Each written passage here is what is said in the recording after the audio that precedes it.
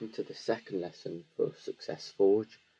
And now this is probably the most important lesson, especially moving into the more ad focused side of things, the more Facebook ads, meta ads side, the scientific method. So how does it actually work and how is this going to help you out? So we've got the hypothesis. So when I'm thinking of a new idea for a business, I would have analysed them, I would give them a diagnosis, then I came up with my hypothesis that I want to test. This is the idea. The hypothesis is the idea that I would like to test. So you can either reuse old ideas, look at competitors' ideas, or come up with a completely new idea. But the hypothesis is the new ad you want to test.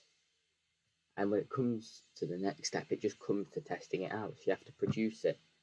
So now you have to actually go deep down into the psychology of their target audience, produce that ad, make sure it's in line with all the lessons I taught yesterday about copywriting, make sure it is targeted as well as possible at these people.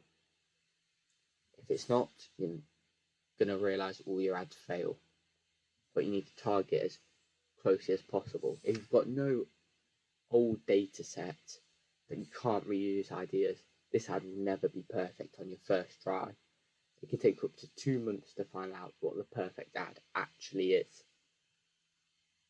But you have to make sure it's somewhat personalised, otherwise you'll just always fail, no matter what.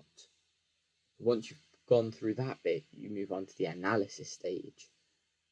And in this bit, it's analysing your results. And when you're looking at your meta ads, and when we get onto that lesson, you realise there's a lot of data you can look at, and you can look at specific bits. Oh, this bit does this, and this bit does this. Oh, this bit works really well, but this bit doesn't. Oh, these two work together. And it's just about looking what works together well and what doesn't. And then moving forward, moving back to the hypothesis stage with those new ideas or new knowledge. So if that analysis, like you realise the complete idea was a flop, you can restart again with a whole new idea. But if that was a really good idea, you can reuse your old ideas in this new hypothesis for this new ad. And then just repeat. And in any aspect of digital marketing, this is good. In website design, this is good. In content production, this is good. In ad production, this is good. Any sort of organic or paid form of marketing online, this is the way to do it. So it's been a relatively short lesson, but it's a relatively important lesson, I'd say.